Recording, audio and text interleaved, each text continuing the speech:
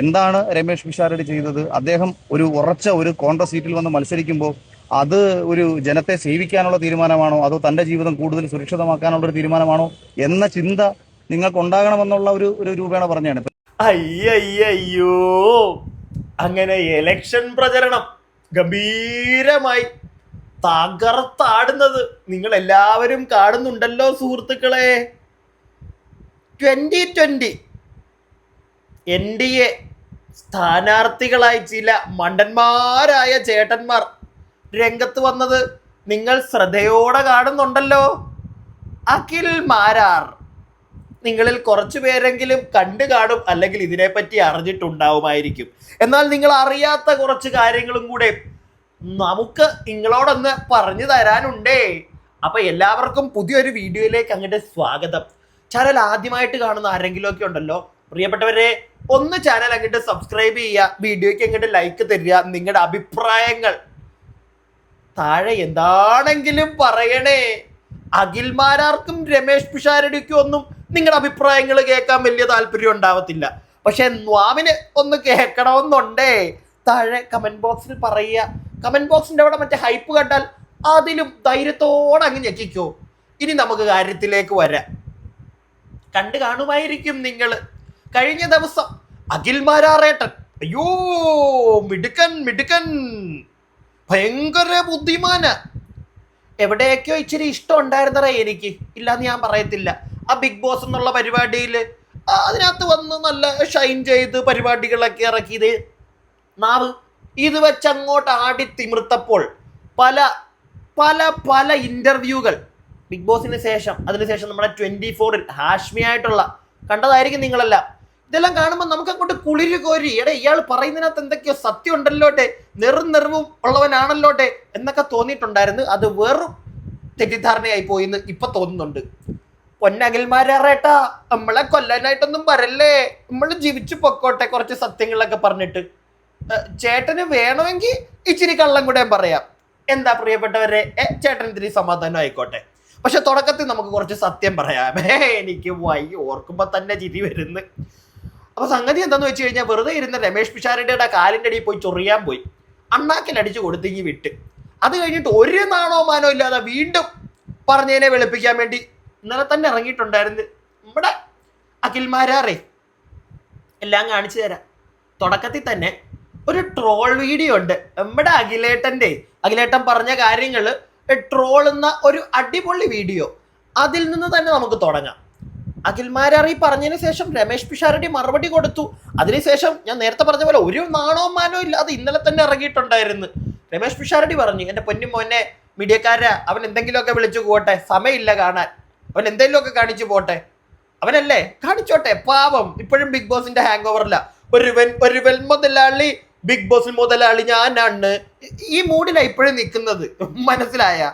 ഇങ്ങനെയുള്ള കുറെ ഐറ്റത്തിനെയൊക്കെയാണ് പിടിച്ച് സ്ഥാനാർത്ഥി എനിക്കറിയാൻ പാടുകയില്ല. റോട്ടിൽ കൂടെ ഭാര്യയായിട്ട് ഇന്നലെ നടക്കുന്ന കണ്ട്.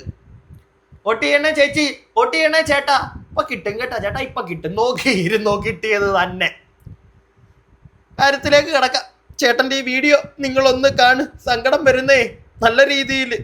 അഖിൽമാരേട്ടാ, നിങ്ങൾക്ക് ഈ പ്രചരണത്തിന്റെ ഇടയ്ക്ക് ഈ രമേഷ് പിഷാരടിയൊക്കെ പറഞ്ഞതൊക്കെ കേട്ടിട്ട് പിന്നെയും വന്നിരുന്ന് ഈ എങ്ങനെ ചേട്ടാ? അതോ ഈ ഒരു ട്രാക്ക് പിടിക്കുവാണ്? സോഷ്യൽ മീഡിയ വഴി വൈറലായി കുറച്ച് തെറി കേട്ടാലും വോട്ട് കിട്ടിയാൽ മതി, മണ്ടത്തരം കാണിക്കാൻ വോട്ട് കിട്ടിക്കോളും, ആരെങ്കിലും പറഞ്ഞു തന്നാ? അറിയാൻ പാടില്ലായിട്ട് ചോദിക്കുക. ഇതൊന്ന് കണ്ടേ നിങ്ങൾ. കോൺഗ്രസ് എന്ന് പറയുന്ന രാഷ്ട്രീയ പാർട്ടി ഇപ്പൊ രമേഷ് പിഷാരടിയെ സ്ഥാനാർത്ഥിയാക്കിയത് എന്തോ അലമ്പുണ്ടാക്കാൻ വന്നിരിക്കുക. രമേഷ് പിഷാരടി ഈ കഴിഞ്ഞ 50 വർഷമായിട്ട് നാട്ടിലിറങ്ങി എന്തെങ്കിലുമൊക്കെ കാര്യങ്ങൾ ചെയ്തിട്ടാണോ? ഒരു രാഷ്ട്രീയക്കാരൻ വന്നിരിക്കുന്നു, ആദ്യം ഒരു വാർഡ് മെമ്പറെങ്കിലും ആവാൻ നോക്ക്. ബാക്കി കേൾപ്പിക്കാം. ധർമ്മജൻ ചേട്ടാ അവിടെ ഇരിക്കുക കേട്ടാ, ബാക്കി പറയാം ഞാന്. അല്ല മാരാറേട്ടൻ ഏത് മാങ്ങാണ്ടി കുഴിച്ചിട്ട് മാങ്ങ വന്നിട്ടാ സ്ഥാനാർത്ഥിയായിട്ട് കയറി നിൽക്കുന്നത്? അല്ല, അറിയാൻ പാടില്ലാത്തോണ്ട് ചോദിക്കുക. എന്താ നിങ്ങൾ നാടിന് വേണ്ടി ചെയ്ത നല്ല കാര്യം? കൊറോണയ്ക്ക് തുണിയൊക്കെ എടുത്ത് ആർക്കെങ്കിലും പഴയതെല്ലാം കൂടെ എടുത്ത് കൊടുത്ത്, അതാണോ ചേട്ടൻ ചെയ്ത നല്ല കാര്യം? നമ്മളും കൊടുത്തായിരുന്നു ചേട്ടാ കുറെ തുണി, മനസ്സിലായ? അരിയും പച്ചക്കറിയൊക്കെ കൊടുത്തതാണാ, നമ്മളും കൊടുത്തായിരുന്നു. കൊറോണയ്ക്കല്ല, സോറി മാറിപ്പോയിടേ, വെള്ളപ്പൊക്കത്തിന്. എൻ്റെ പൊന്നഖിൽമാരേട്ടാ, നിങ്ങളുടെ കാര്യം പറയുമ്പോൾ മൊത്തത്തിൽ നമുക്ക് മറവിയായി പോവുകയാണല്ലോ. അല്ല എങ്ങനെ മറക്കാതിരിക്കും? ചേട്ടൻ പലതും മറന്നിട്ട് വേറെ എന്തൊക്കെയോ പറഞ്ഞുകൊണ്ടിരിക്കുകയാണല്ലോ ഇപ്പോ. അപ്പൊ ചേട്ടനെ പറ്റി പറയുന്നത് നമ്മൾ മറന്നു പോവല്ലോ. ഉരുൾപൊട്ടലിലും ഇതൊക്കെ തന്നെ നമ്മളെ സഹായിച്ചത് ചേട്ടാ, മനസ്സിലായ? ആ സഹായമാണ് ചേട്ടൻ ഉദ്ദേശിച്ചെങ്കിൽ, അതല്ലാതെ വേറെ എന്ത് പൊതുസമൂഹത്തിന് നല്ല കാര്യമാ ചേട്ടൻ ചെയ്തതെന്ന് പറഞ്ഞ് രമേഷ് പിഷാരിയുടെ കാലിൻ്റെ അടി ചൊറിയാൻ നിൽക്ക്.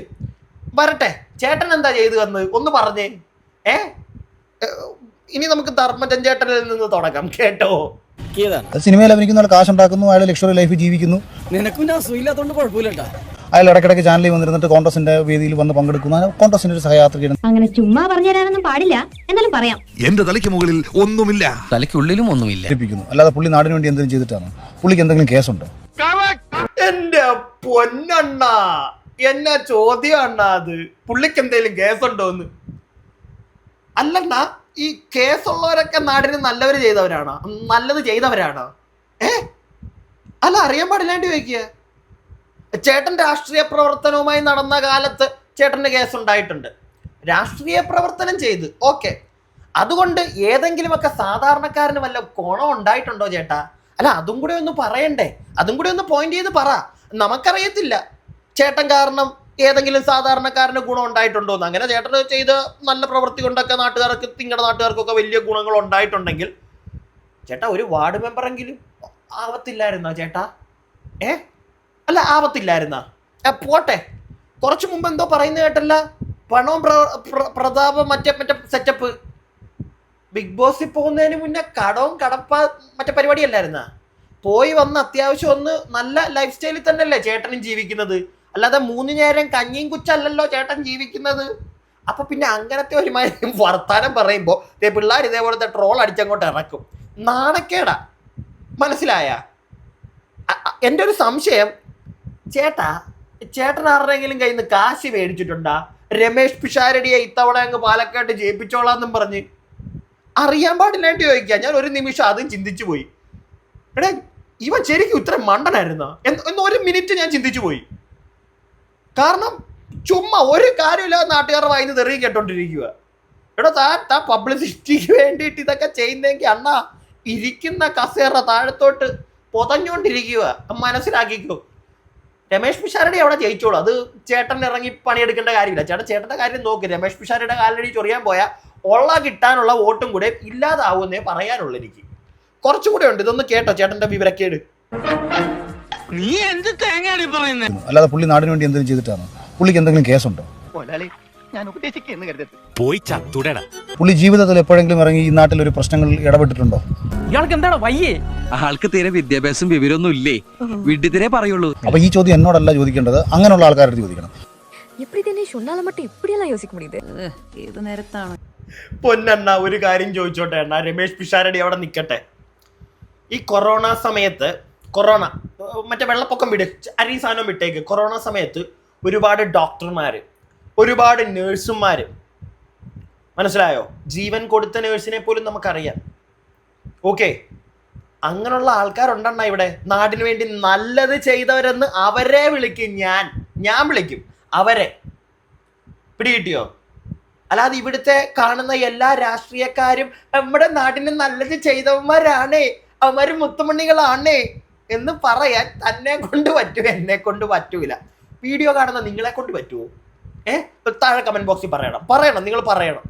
നമുക്ക് ചേട്ടൻ കാണുമായിരിക്കും ചിലപ്പോൾ വീഡിയോ, നമുക്ക് അറിയിച്ചു കൊടുക്കണ്ടേ ചേട്ടനെ? എന്തോരം പബ്ലിക് സപ്പോർട്ടാണ് ചേട്ടൻ്റെ വായിൽ നിന്ന് വീഴുന്ന കാര്യത്തിന് ഇവിടെ ഉള്ളതെന്നുള്ളത് ഒന്ന് കാണിച്ചു കൊടുക്കണ്ടേ? നിങ്ങൾ താഴെ പറയണേ കമന്റ് ബോക്സിൽ. പറയാതെ പോവരുത്. 10 പേര് കണ്ടാലും 10 പേരും പറയണം. അത്ര എനിക്ക് പറയാനുള്ളൂ. ഇല്ലെങ്കിൽ ഇവനൊക്കെ നാളെ വാനോളം വളർന്ന് പറയും, ആ നാറിയ നാട്ടുകാർ മണ്ടന്മാരി പറയും, ഉറപ്പായിട്ടും പറയൂ. അതുകൊണ്ടാ. പിടികിട്ടിയോ? ആ വോട്ട് ചെയ്യുന്ന ഇവൻ്റെ നാട്ടിലുള്ള എല്ലാത്തിനെയും പറയൂ ഇവൻ. അത് നമ്മൾ അങ്ങോട്ട് സമ്മതിക്കാൻ പാടില്ല. അതുകൊണ്ടാണ് ഞാനിത് പറയുന്നത് നിങ്ങളോട്. താഴെ കമന്റ് ബോക്സിൽ പറയാൻ. എന്തൊക്കെ വിഡ്ഢിത്തരവാടേ ചോദിക്കുന്നത്? നാടിന് വേണ്ടി എന്തെങ്കിലും ചെയ്തവനാണോ രമേഷ് പിഷാരടി? കേസുണ്ടോ അവന്റെ പേരിൽ? ചേട്ടന്റെ പേരിൽ പണ്ട് കുറെ കേസുണ്ടായിരുന്നു. അതാണ് ഈ കേസൊക്കെ. നാണം ഇല്ലേ ചേട്ടാ? കേസ് ഉണ്ടെങ്കിൽ മാത്രമേ, അല്ലെങ്കിൽ കേസ് ഉണ്ടാക്കിയവർ മാത്രമേ നാടിന് നല്ലത് ചെയ്തിട്ടുള്ളൂ എന്ന് ചേട്ടനോട് ആരാ പറഞ്ഞത്? മണ്ടബുദ്ധിയാണോ ചേട്ടൻ? ചേട്ടാ കേസ് നാടിന് നല്ലത് ചെയ്യാൻ രാഷ്ട്രീയക്കാരനാവണമെന്നില്ല എന്ന് വെച്ചിട്ട് ഇപ്പൊ എന്നോട് ചേട്ടൻ ചോദിക്കുക നീ എന്ത് മലത്തിയടാ നാടിന് വേണ്ടി? ഒന്നും മലത്തിയില്ല ചേട്ടാ, ഒന്നും മലത്തിയിട്ടില്ല. മനസ്സിലായോ? പിടികിട്ടിയോ? നമ്മൾ ചെയ്തിട്ടില്ല. അതുകൊണ്ട് തന്നെ നമ്മൾ വേറെ മറ്റേ അങ്ങോട്ട് ചെന്നിട്ട് എൻ്റെ പേരിൽ 13 കേസുണ്ട്, നിന്റെ പേരിൽ എത്ര കേസുണ്ട്, നീ നാടിന് വേണ്ടി എന്ത് ചെയ്തടാ, നമ്മൾ ചോദിക്കാനില്ലേ? ഓക്കെ, നമ്മളില്ല. ഇവിടെ തനിക്ക് തന്നെ കിളി പോയാ കേസിന്റെ കാര്യമൊക്കെ പറഞ്ഞു വന്നിരുന്ന് നാണമില്ലേ അഖിൽ മാരാറെ? നാണം. ഇത്ര ഉളപ്പ്, ഇത്ര മതി. എന്ത് പറ്റി ചേട്ടാ? എന്ത് പറ്റി ചേട്ടന്? എന്തായാലും ചേട്ടന്റെ ഈ അധികാരത്തിന് രമേശ് പിഷാരടി വളരെ മാന്യമായിട്ട് കൊടുത്ത ഒരു മറുപടി അതൊന്ന് കേട്ടോ. ഇനി ഈ അഖിലിന്റെ ഒക്കെ കാര്യത്തിൽ അഖിൽ അദ്ദേഹത്തിനെ പോലെ അങ്ങനെ മുതിർന്ന ഒരാളൊന്നും അല്ല, ചിലപ്പോൾ എന്നേക്കാൾ ഇളയ ഒരാളായിരിക്കും. അഖില് പറയുന്ന കാര്യങ്ങൾ എന്നൊക്കെ പറഞ്ഞാൽ അദ്ദേഹം എന്നെ ശ്രദ്ധിക്കുന്ന പോലൊന്നും ഞാൻ അദ്ദേഹത്തെ ശ്രദ്ധിക്കുന്നില്ല. എനിക്ക് സമയമില്ല. നിങ്ങൾ പറയുമ്പോഴാണ് എന്തായാലും പുള്ളി പറഞ്ഞെന്നൊക്കെ തന്നെ ഞാൻ അറിയുന്നത്. മാത്രമല്ല അതിനെന്തെങ്കിലും അഭിപ്രായം പറയാനും പറ്റൂല. എന്തായാലും കുറ്റോ മോശമൊക്കെ അല്ലേ പറഞ്ഞിട്ടില്ല, അതേ പറയാൻ സാധ്യതയുള്ളൂ. അങ്ങനെ പറഞ്ഞാലും ചിലപ്പോൾ ഒരാഴ്ച കഴിയുമ്പോൾ ഞാൻ വളരെ മഹാനാണെന്നും നല്ല മനുഷ്യനാണെന്നും പുള്ളി തന്നെ തിരിച്ചു പറയും. ഇപ്പം ഞാൻ ഈ പറഞ്ഞതിന് പുള്ളി എന്തെങ്കിലും അഭിപ്രായം പറയും, അതിന് നിങ്ങൾ ആരും മറുപടി ഒന്നും പറയാൻ നിൽക്കേണ്ട. ഇപ്പോൾ ഒരാഴ്ച കഴിയുമ്പോൾ അത് പിന്നെയും തിരുത്തി പറയും. അപ്പം നമുക്കൊരു 2-3 കൊല്ലം പരീക്ഷണത്തിൻ്റെ ശേഷം ഒരു സ്റ്റേറ്റ്മെന്റ് എന്താണെന്ന് ഉറപ്പിച്ച ശേഷം അദ്ദേഹത്തിനൊക്കെ ഉത്തരം കൊടുക്കുക. അതിനൊക്കെ നമ്മൾ ഒരാഴ്ച എടുത്തില്ല, ഒന്നും എടുത്തില്ല. രമേശ് പിഷാരടി ഇത് പറഞ്ഞ് മണിക്കൂറുകൾക്കകം തന്നെ എത്തി നമ്മുടെ പ്രിയങ്കരനായ NDA സ്ഥാനാർത്ഥി അഖിൽ മാരാർ മറുപടിയുമായിട്ട്. മാന്യമായിട്ട് രമേശ് പിഷാരടി പറഞ്ഞു, എടേ എനിക്ക് സമയമില്ലടേ, ഞാൻ കേട്ടില്ല അവൻ പറയുന്നത് എന്താ, അവൻ എന്തെങ്കിലുമൊക്കെ ചിലച്ചോട്ടെ എവിടെയെങ്കിലുമൊക്കെ ഇരുന്ന്, എനിക്ക് താല്പര്യമില്ല. പിന്നെ കൂടിപ്പോയാൽ കുറ്റമല്ല പറയത്തുള്ളൂ, നല്ലതൊന്നും പറഞ്ഞോണ്ട് വരത്തില്ലല്ലോ. പുള്ളി ഉള്ള കാര്യം ഉള്ളതുപോലെ പറഞ്ഞു. അതെ, ഏതൊരു പാർട്ടി ഇരിക്കുന്ന ഒരുത്തനാ. ഇപ്പൊ എന്തായാലും വലിയ അങ്ങോട്ട് പൊക്കിയെടുത്ത് തല വെക്കാനൊന്നും പോകത്തില്ല. പുള്ളി അത് ഉള്ളത് പറഞ്ഞു. ഇത് പുള്ളി പറഞ്ഞിട്ട് അതിൻ്റെ ഒരു പൊരുള് പോലും മനസ്സിലാക്കാതെ മണിക്കൂറുകൾക്കകം വീണ്ടും ഇറങ്ങി അഖിൽ മാരാർ.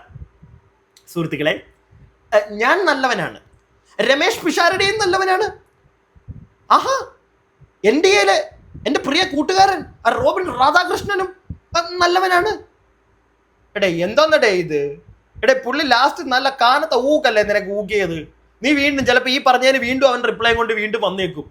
എനിക്ക് താല്പര്യമില്ല, ഞാൻ ഇല്ല എന്ന് പറഞ്ഞങ്ങോട്ട് പോയി മണിക്കൂറുകൾക്കകം വീണ്ടും റിപ്ലൈ കൊണ്ട്. എടേ ജനങ്ങളുടെ ഇടയിലേക്ക് പോയി എന്തെങ്കിലുമൊക്കെ ചെയ്യടേ. അങ്ങോട്ടും ഇങ്ങോട്ടും ഒന്നുമില്ല. രമേശ് പിഷാരടി ഇങ്ങോട്ട് കല്ലൊന്നും വലിച്ചെറിഞ്ഞിട്ടില്ല. ചോദ്യത്തിന് വളരെ മാന്യമായിട്ട് പറഞ്ഞിട്ട് പോയി ഉത്തരം. ഉടനെ അടുത്ത നിലപാട്, വലിയ നിലപാടിന്റെ ഉടമ അടുത്ത നിലപാടുമായിട്ട് ഇറങ്ങിയിട്ടുണ്ട്. ഇതൊന്ന് കേട്ടോ, എന്നിട്ട് ബാക്കി.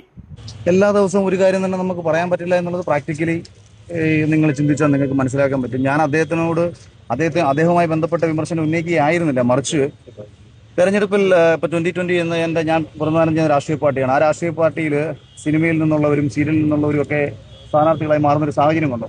അങ്ങനെ ഒരു സാഹചര്യം വന്നപ്പോൾ വലിയ രീതിയിൽ അത് പരിഹാസ്യ രൂപേണ പല ആൾക്കാരും മാധ്യമങ്ങളും സോഷ്യൽ മീഡിയയിലും കൊണ്ടാടുന്നത് കണ്ടു. വ്യക്തിപരമായിട്ട് ഇപ്പം ബിഗ് ബോസ് വിജയായി അഖിൽ മാരാർക്ക് മത്സരിക്കാൻ എന്താണ് യോഗ്യത എന്നും ചോദിച്ചുകൊണ്ട് ധാരാളം പേർ പറയുന്നത് കണ്ടു.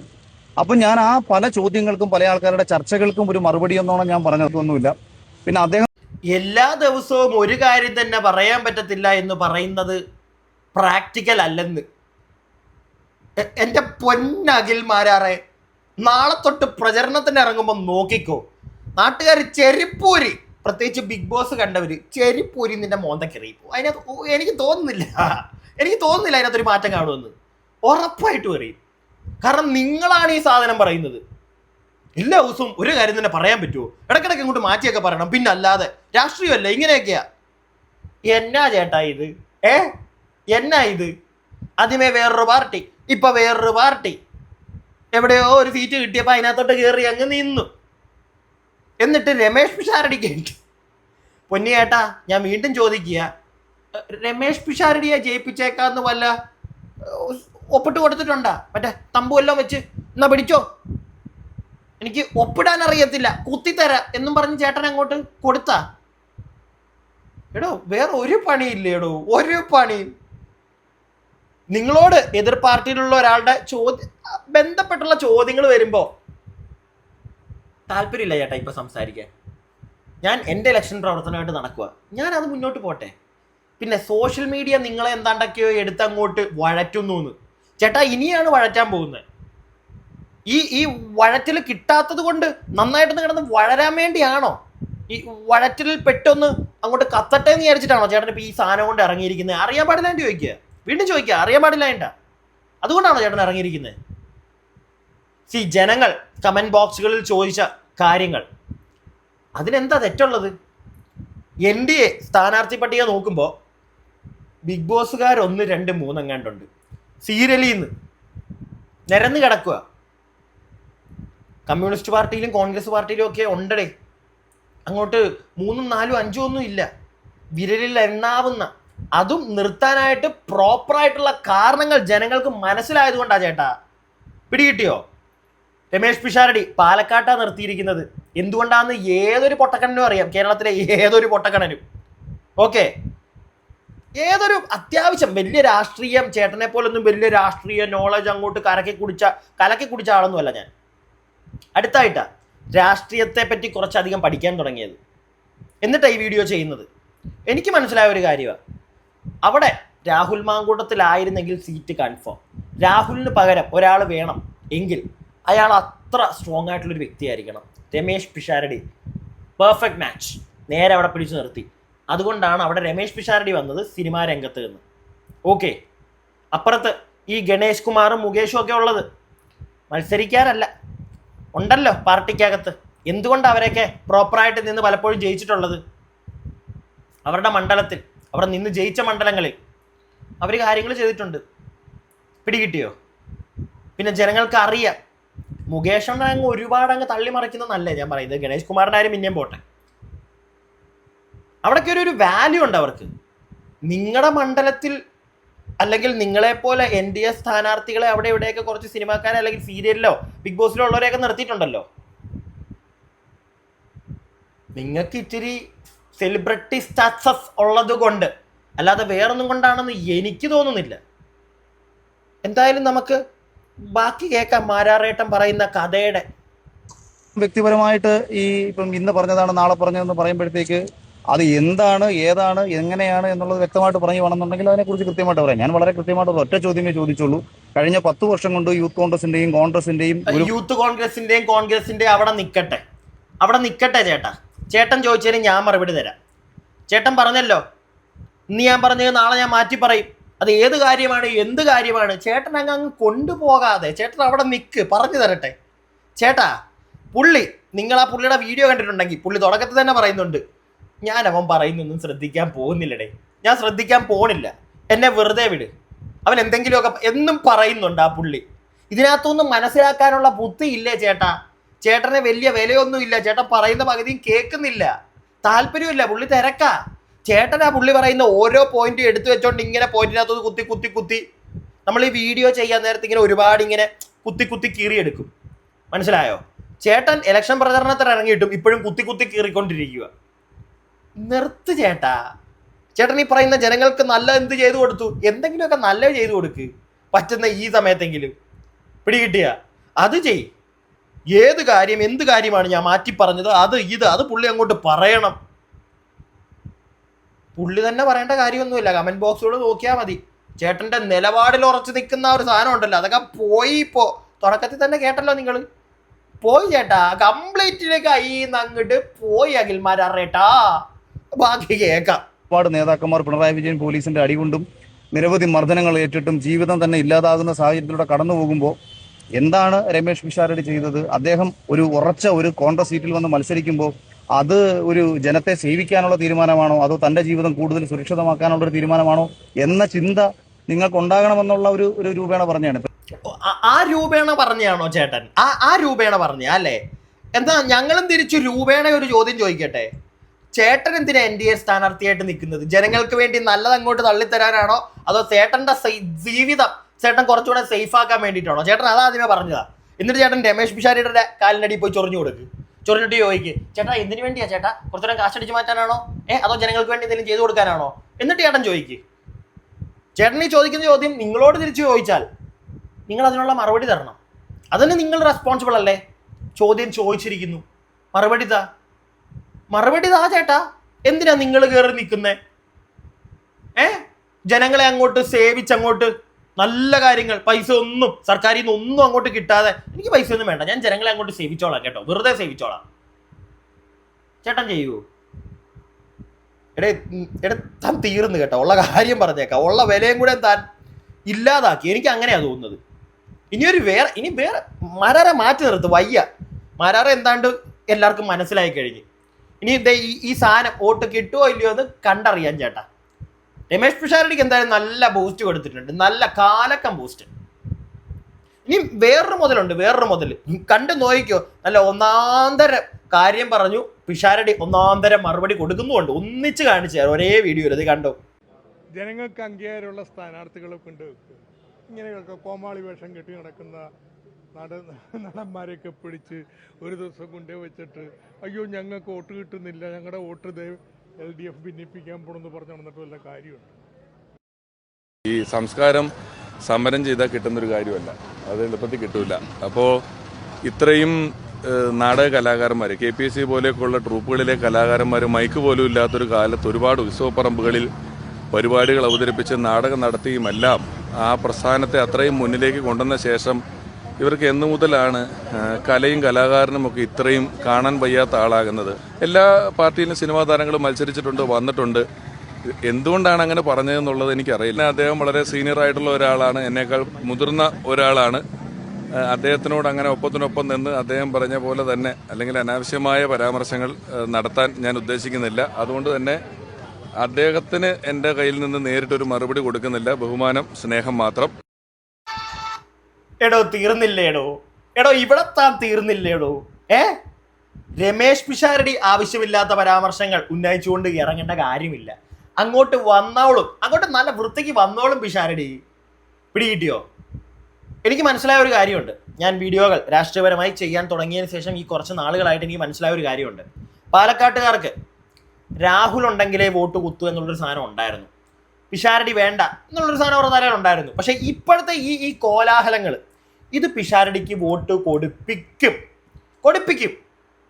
അതുകൊണ്ടാണ് ഞാൻ നേരത്തെ ഒരു സംശയം ചോദിച്ചത്. ഇവന്മാരെല്ലാവരും കൂടെ പിഷാരടിയെ, കോൺഗ്രസ് പാർട്ടി വർക്ക് ചെയ്യണ്ട, ഇവന്മാര് ജയിപ്പിച്ചോളും, പുട്ടുപോലെ ജയിപ്പിച്ചോളും. ചുമ്മാ ജനങ്ങളെ വെറുപ്പിച്ചോണ്ടിരിക്കുക. ഈ ചോദിക്കുന്ന ചേട്ടൻ ഒരു മിനിറ്റ് ഒന്ന് ആലോചിക്കണമായിരുന്നു. ഈ കോമഡി അവതരിപ്പിക്കുന്നവനൊക്കെ ഈ പാർട്ടിയിൽ വരുന്നു. മുകേഷ് ഏട്ടൻ എന്താ ചേട്ടാ നിങ്ങളുടെ പാർട്ടിയിൽ? എന്താ പുള്ളി എന്തിനാ പാർട്ടി ഇരുത്തിയേക്കുന്നേ? അന്തരിച്ചു പോയ പ്രിയ കലാകാരൻ ഇന്നസെന്റ് ഏട്ടൻ എന്താ ചേട്ടാ, അവരെയൊക്കെ മറന്നുപോയോ മാമൻ? അറിയാൻ പാടില്ലായിട്ട് ചോദിക്കുക. ഇത്രേ ഉള്ളു കാര്യം. രമേഷ് പിഷാരടി ജയിക്കണം. എവിടെ? പാലക്കാട്. അതിനുവേണ്ടി ഇവന്മാരെല്ലാം ചെയ്യുന്ന മനഃപൂർവ്വമായിട്ടുള്ളൊരു പരിപാടിയാണോ എന്നാ എൻ്റെ സംശയം. ഇല്ലെങ്കിൽ ഏതെങ്കിലുമൊക്കെ ഒരുത്തിന് ഇങ്ങനൊക്കെ മണ്ടത്തരങ്ങൾ കാണിച്ചു നോക്കുമോ? മാരാറിന്റെ അടുത്ത ഐറ്റവും എനിക്കറിയാൻ പാടില്ല. നിങ്ങൾ പറ, നിങ്ങളുടെ കയ്യിലേക്ക് ഇനി അങ്ങോട്ട് വിട്ടുതരിക. കമന്റ് ബോക്സിൽ പറ. അടുത്ത വീഡിയോ ആയിട്ട് നമുക്ക് എത്രയും പെട്ടെന്ന് കാണാം. അടുത്ത വീഡിയോ ആയിട്ട് കാണുന്നവരേക്കും stay tuned and stay weird.